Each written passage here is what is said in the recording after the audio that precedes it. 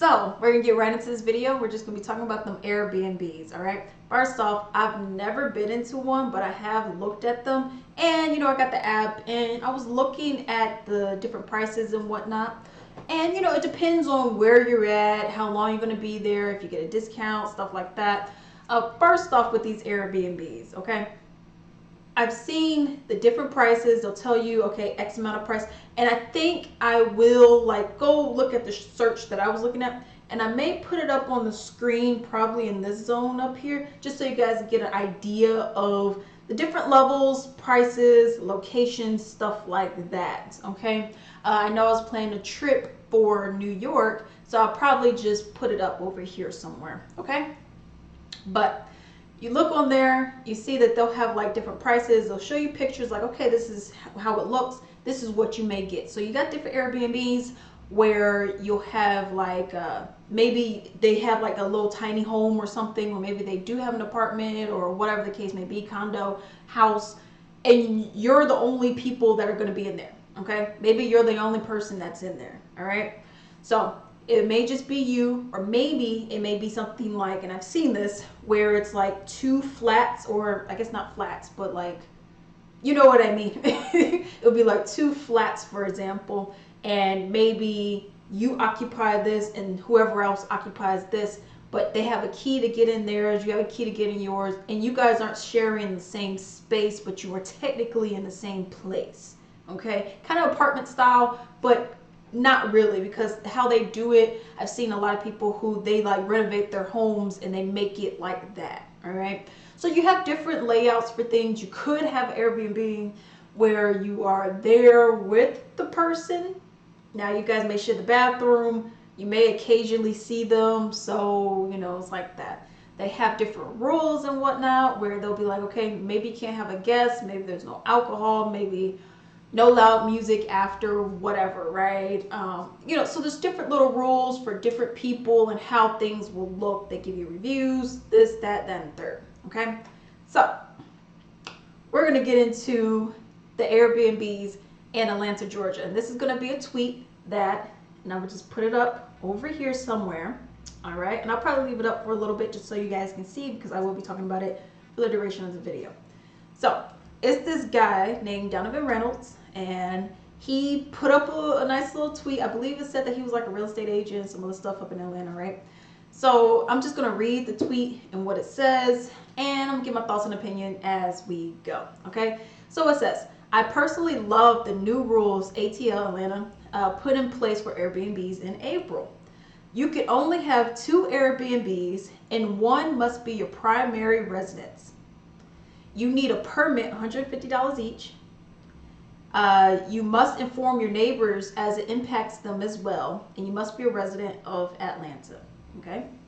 There's some other stuff, but I will get into that, all right? So first, we're gonna go step by step, all right? It said you can only have 2, and one must be a primary residence. So you can only have 2, and of these 2, one is your primary home. The important thing about this is this. You have people who, because a lot of people are making money on this Airbnb. I didn't think that it was like that. Oh, okay, you're renting out a room, you get some spare cash. No, people are making thousands, hundreds of thousands from this stuff, depending on where they're at. And obviously, if I want to stay at your place at all, if you're living up in Oklahoma somewhere in the sticks, I don't want an Airbnb over there. But if you're living somewhere in New York, maybe New York City, for example, yeah, I may want to go over there, or Hoboken, New Jersey, get some, Carlo's Bakery or something like that. Yeah, maybe I want to be in the area, okay? So let's get into this. So you can only have 2, one must be a primary residence. What people are doing, what I've seen a lot of, is people will have, residence over here, residence over here, residence over here, residence over here, and we're renting these out. Maybe these are all single family homes, maybe they're condos, and these are only for renting out. That's it. I'm not living in any of those. I'm only renting them out. All right? So that is the problem. You have people who are, buying these homes, buying these places, the condos, and they're charging you. I've seen insane numbers, okay? I've seen some crazy numbers. We're charging you hundreds hundreds with an S a night. Even I seen one that was like 1,000 a night, and obviously that's more up here, but still, so you have people who are charging you a lot, and I'm like, man, that's a lot of money. Meanwhile, like if you're in a house, maybe a day, if you're looking at mortgage a day, maybe you're paying $66, $67, $70 a day. That's what that would average out to. And if they're renting it out for $200 a night, and let's say they have it filled for 20 out of the 30 days in the month, they're making some pretty good cash. You know what I mean? So they're also putting in like it's like cleaning fees. I've seen some $50, something like that. Some 100. They got these other kind of fees, just fees upon fees upon fees. So they're doing all this stuff. They're renting or buying these homes, condos, whatever. Maybe they're gonna get another apartment. So they're taking housing away from people. Pretty much what I'm saying is they're taking housing away from people who truly need it, just so they could go and rent it out for way more, make way more. Which business-wise, I mean, I get what you're doing, but at the same time, it's like, dang, yo. So yeah, with his whole thing of saying like you can only have two and one must be your primary residence, I agree. I really agree with that. I get it, because housing is so scarce now. Housing is a necessity. I don't think it's a luxury. You shouldn't be fortunate enough to have a home. It is a requirement, in my opinion, for you to have. I don't care what kind of home it is. You need to have a roof over your head and a toilet in your house. As simple as that. You know what I mean? But you have people who just don't have that, But yeah, get into the next one. He said you need a permit, $150 each. Yeah, why not? It's your business, right? You have people living here. Yeah, you should have it.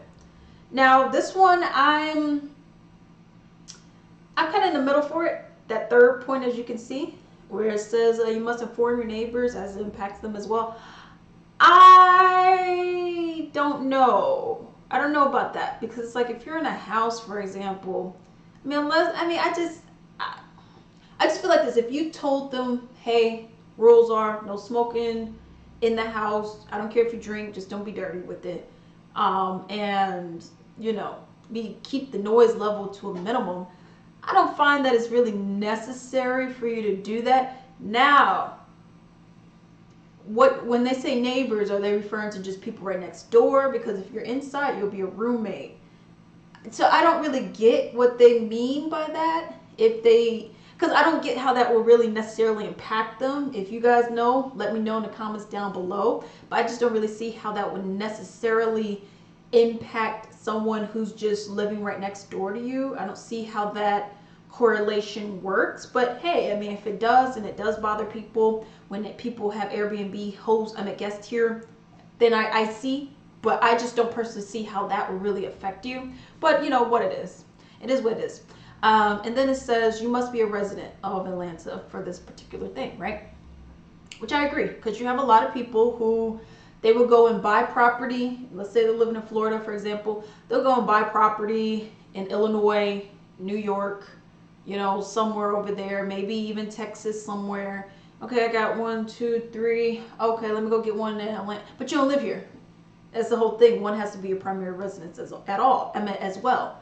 And you don't live here, but you're trying to profit off of these different areas that you don't even live in, which is problematic, but I completely agree with it. I completely agree. Now, there was another thing that he said as well, and you should be seeing it right here somewhere, and this is a follow-up to what they said, and it was this whole thing, how will it be enforced? All right, so it's going to be like a 8% hotel/motel tax. So you're going to be getting taxed. You're going to get the permit number must be in the listings. Okay, retroactive for all listings, must provide proof of property ownership, tenancy for permit.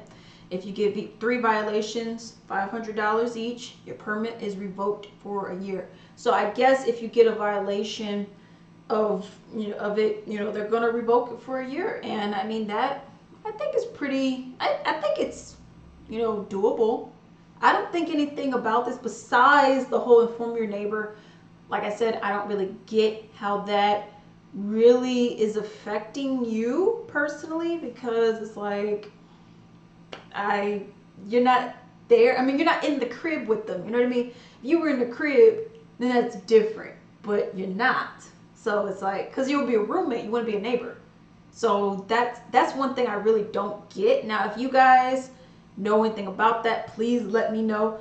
But if what this dude is saying is true about how these rules are and everything that's supposed to be happening, I completely agree with it. You know, because housing is scarce. A lot of people cannot afford it. And you over here making, let's just say, like I said it earlier, the example was $66 to $70 a day on average if you're paying like a mortgage or, you know, rent or something like that. And if they're charging on average from how much they're making, you know, $100, that's a problem. You know what I mean? Because someone else could be having their home. Meanwhile, you're just trying to make money off it. And I get it, you know, if you guys spare room or something, you know, spare home. I get it. I get it. You know, but to have more than one, have your home, another one, another one, another one, another one, another one, and then, you know, you outprice people to a point where they can't even afford it at all. It's crazy. And also another thing with these Airbnbs, I remember when I was looking up one, I was like, oh man, that would be cool. And I'm like, man, these things are kind of expensive. I'm at someone's house, you know, or whatever. If I'm gonna be there for 4 days, for example, that's a lot of money. Because I was looking at some, and I'm like, okay, this is I think it was like 150 a night or something. But then you had the fees that added to it that made it to be probably like 180, 170 a night. And I'm like, and I was looking at some other ones. I was like, oh, that's nice, but that one's more expensive. I'm like, I could just go to a hotel for these prices. And that was another thing that I did read. It was an article about it. And people was over here talking about it. And they were like, yo, for these Airbnb prices to keep rising, you know, to constantly rise, I could go to a hotel. Because the whole point of Airbnb, beginning of it, was to be a more affordable thing so that you don't go to the hotels. But now you got these cleaning fees, you got this fee, you got that fee, you got that fee. And I get people are dirty. I get that people mess up because it's not yours. They'll mess it up. And even if it is theirs, they'll mess it up. So I get it, you know, protecting your back. I get that 100%. But what I don't get is why you're making it to you're overcharging to the point where it's like, well, I could just go to a hotel. I'll be paying about the same, maybe a little bit more. In all honesty, probably a little bit less. I get the whole hotel experience. You know, I get to be on X amount of floor. You know, I get to be in a nice area. I don't have to go and drive over here and do that and do that.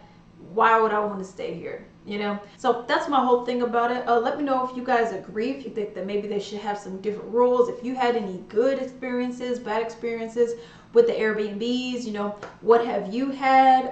Where did you stay if you did go, and was it worth it? You know, was it better to just be in a hotel, for example? I would love to know your thoughts and opinions on that. Don't forget to like and subscribe, and until then.